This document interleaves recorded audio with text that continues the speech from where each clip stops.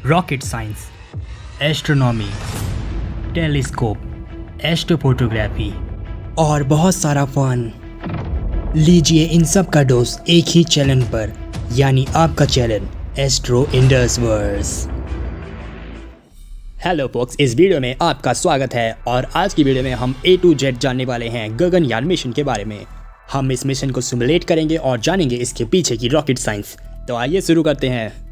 Okay, तो शायद ही कोई इंडियन होगा जिसे गगनयान मिशन के बारे में नहीं पता होगा। तो मैं आपको बता दूं, ये इसरो का गगनयान मिशन है जिसे बनाया जा रहा है Indian human space flight programme के लिए। तो वैसे तो इंडियन स्पेस में जा चुके हैं, लेकिन वो इंडियन प्रोग्राम का हिस्सा नहीं था। एग्जाम्पल के लिए राकेश शर्मा, वो स्पेस में गए थे सोवियत इंटर कॉस्मोस प्रोग्राम के द्वारा, और कल्पना चावला जो कि नासा की एस्ट्रोनॉट थी। लेकिन अभी तक हमने अपने रॉकेट के साथ ह्यूमन लॉन्च नहीं करा है, लेकिन गगनयान यही करने वाला है।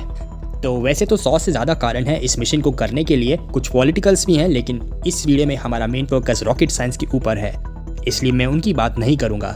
ओके, तो मैं आ गया हूँ अपने सिमुलेटर में और आप देख सकते हैं यहाँ पर है GSLV Mark 3 रॉकेट और उसके ऊपर है गगनयान स्पेसक्राफ्ट। तो सबसे पहले हम बात करते हैं रॉकेट की।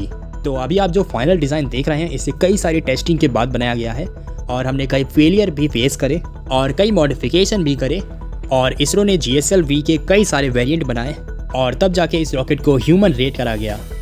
तो वैसे तो इस रॉकेट की डेवलपमेंट हिस्ट्री काफ़ी ज़्यादा इंटरेस्टिंग है, हम इसके ऊपर पूरी वीडियो बना सकते हैं, लेकिन इस वीडियो में मैं सिर्फ बात करने वाला हूँ उन मॉडिफिकेशन की जो गगनयान मिशन के लिए करे गए हैं। ओके, तो सबसे पहले हम शुरुआत करते हैं रॉकेट की फर्स्ट स्टेज से, यानी सॉलिड रॉकेट बूस्टर से। तो इस मिशन के लिए इस बूस्टर में कई सारे अपग्रेड करे गए हैं और इसे समझने के लिए आप इसका पिछला डिज़ाइन देख सकते हैं। इन दोनों का डिज़ाइन आपको सेम दिख रहा होगा, सिवाय नोज कोन को छोड़कर। रॉकेट में वाइब्रेशन कम हो, इसलिए एरोडायनामिक्स को और भी बेहतर बनाया गया। यह डिज़ाइन एरियन बूस्टर के रॉकेट से काफ़ी मिलता है। जो भी हो, आगे बढ़ते हैं। और अगला मॉडिफिकेशन इस बूस्टर में है कि इसमें फ्लेक्सिबल नोजल सिस्टम को और भी बेहतर बनाया गया। अगर आपको इस सिस्टम के बारे में कुछ नहीं पता तो मैं आपको बता दूं, इस सिस्टम के जरिए हम नोजल को मूव कर सकते हैं, यानी गिम्बल कर सकते हैं। इस सिस्टम के जरिए हम रॉकेट के थ्रस्ट फ्लो की डायरेक्शन को बदल सकते हैं और इस थ्रस्ट फ्लो की डायरेक्शन को चेंज कर हम रॉकेट की पिच, यॉ एंड रोल को काबू कर सकते हैं। तो हो सकता है आप शायद इसे ना समझ पा रहे हो, इसलिए इसके ऊपर मैं पूरी वीडियो बनाने वाला हूं कि रॉकेट अपनी ओरिएंटेशन और डायरेक्शन को कैसे चेंज करता है वैक्यूम में या लॉन्च होते वक्त। फिलहाल आप आसान भाषा में समझ लीजिए कि गिम्बल नोजल हेल्प करता है रॉकेट को मूव करने में और डायरेक्शन चेंज करने में भी। तो वैसे तो आप रॉकेट की डायरेक्शन फिन से भी चेंज कर सकते हैं, लेकिन क्या होगा अगर आपका रॉकेट एटमॉस्फेयर से ऊपर निकल जाए, तो उन फिन्स का कोई मतलब नहीं बनता।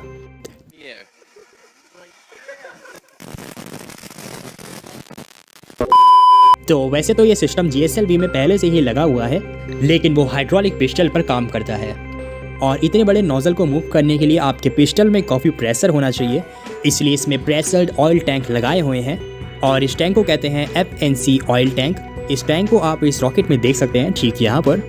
लेकिन गगनयान मिशन के लिए इस पूरे सिस्टम को ही बदल दिया गया है और इस नए डिज़ाइन में इन टैंकों में कोई ऑयल नहीं भरा गया है।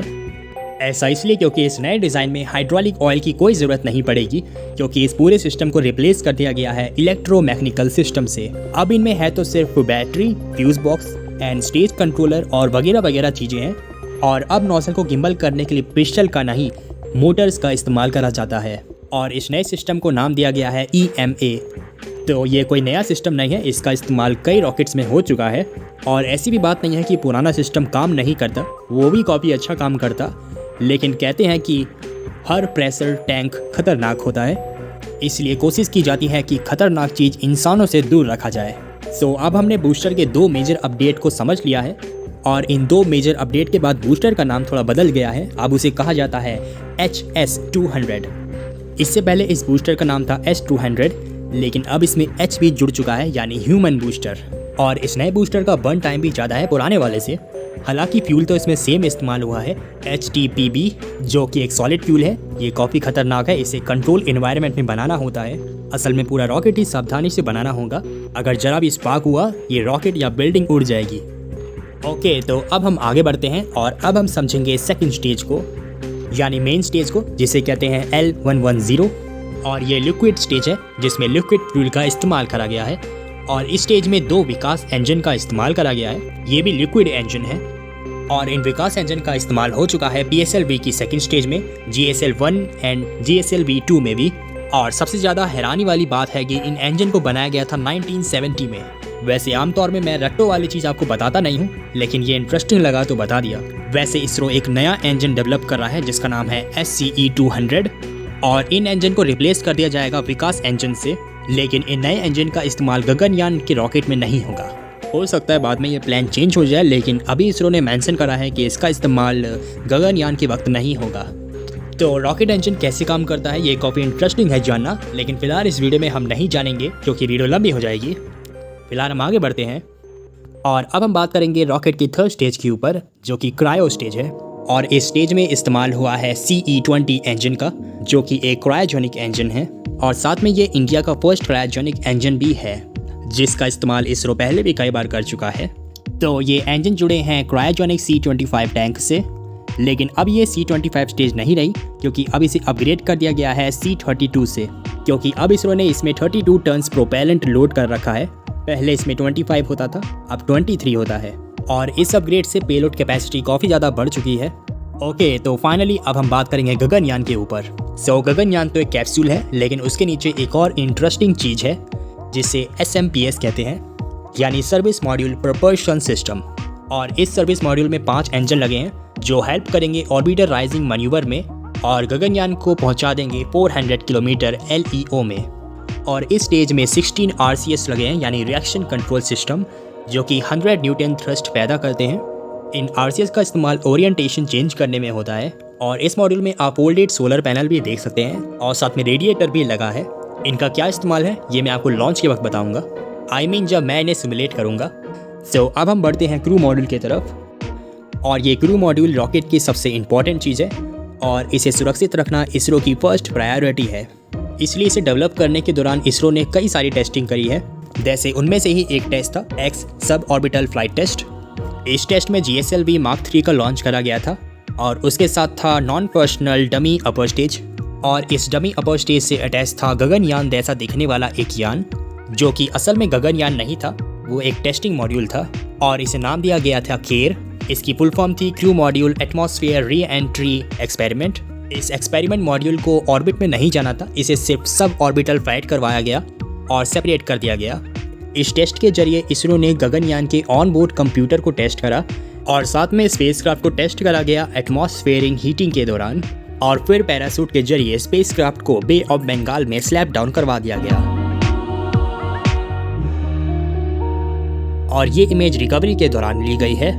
और कई सारे टेस्टों में से एक और टेस्ट भी काफ़ी इंपॉर्टेंट था जिसे पैड अबॉर्ट टेस्ट कहा गया। इस टेस्ट में गगनयान के लॉन्च एस्केप सिस्टम को टेस्ट करा गया था। और अगर आपको एस्केप सिस्टम के बारे में कुछ नहीं पता तो मैं आपको बता दूं, इन सिस्टम को उन रॉकेट या स्पेसक्राफ्ट में लगाया जाता है जिनमें इंसानों को लॉन्च करा जाता है। इस सिस्टम के जरिए एस्ट्रोनॉट की जान बच सकती है अगर कोई भी इमरजेंसी आती है। शायद आप सोच रहे होंगे कि इस सिस्टम की इतनी ज़रूरत नहीं होगी। अगर आप ऐसा सोच रहे हैं तो आप गलत है। इतिहास गवाह है कि इस सिस्टम ने कई बार एस्ट्रोनॉट्स की जान बचाई है।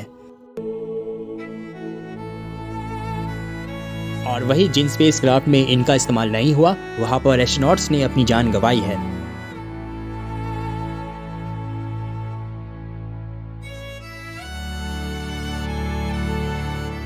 यह सिस्टम इतना ज़्यादा इंपॉर्टेंट है कि स्पेसएक्स ने इस सिस्टम को टेस्ट करने के लिए अपना एक फैल्कन 9 को उड़ा दिया था, खाली इस एस्केप सिस्टम को टेस्ट करने के लिए। जाहिर बात है, रॉकेट जाए पर जान ना जाए, इसलिए इसरो ने भी इस सिस्टम को डेवलप कर लिया है। यह सिस्टम करता यह है कि क्रू मॉड्यूल को रॉकेट से अलग कर देता है और उसे दूर ले जाता है। और ऐसा करने के लिए स्पेसक्राफ्ट में सॉलिड मोटर्स लगे रहते हैं। इन सॉलिड मोटर का थ्रस्ट रॉकेट के थ्रस्ट से भी ज़्यादा होता है और स्पेसक्राफ्ट एस्केप करते वक्त स्टेबल रहे इसके लिए इसमें एरो स्टेबलाइजर लगे हैं।